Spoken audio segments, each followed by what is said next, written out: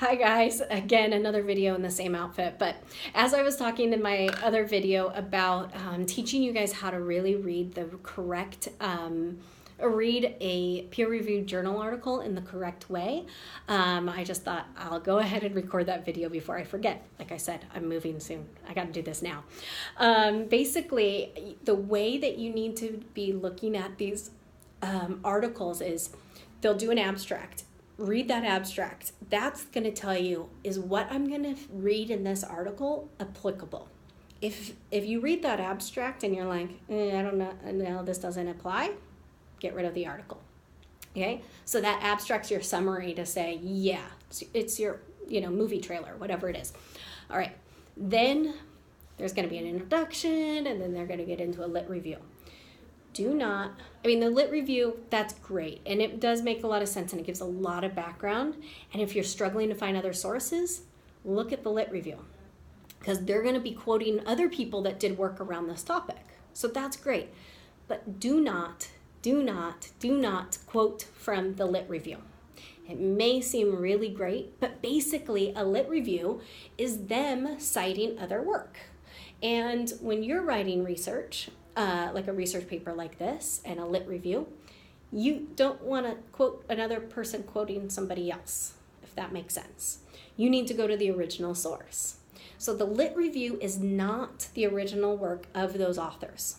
What you want to do is honestly, and this might feel like cheating, but this is what's going to help you survive. Get past the lit review, read it for your own information if you want.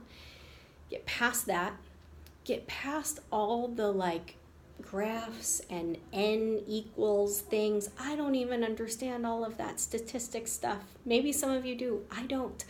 Get past all of that and get into where they find there's usually a heading that says results. Sometimes that has the end stuff, but kind of skim through that. Conclusions, things like that. Get towards the end. That's where they're going to start summarizing all that statistical stuff that they just did.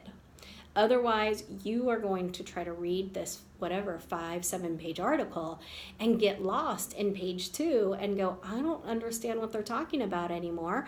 Or you're going to be citing other people's work when you're giving credit to these authors, and that's not good.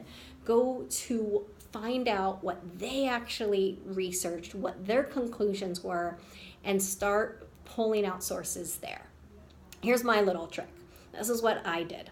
Was when I had whatever amount of articles that I had pulled that I was going to be like, this is what I'm going to read, and this is what I'm going to do my research on. And it might be printed, it might be digital. Better if it's digital.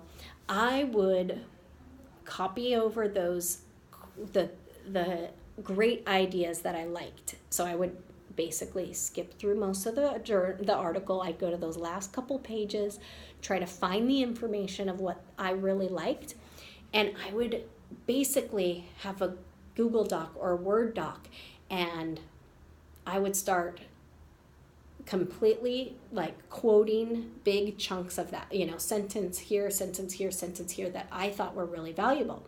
So then I could plug those into my lit review or paper later. And if I felt like, I can't directly quote this at this point, I'll paraphrase it later. It will help keep you away from plagiarism. So as you're making that Google Doc, make sure you're referencing which article, which author, the date, and the page number, so that you have all of that stuff for every single quote that you're saving, and you can pull that into your paper later. All right, so hopefully that makes a little bit more sense.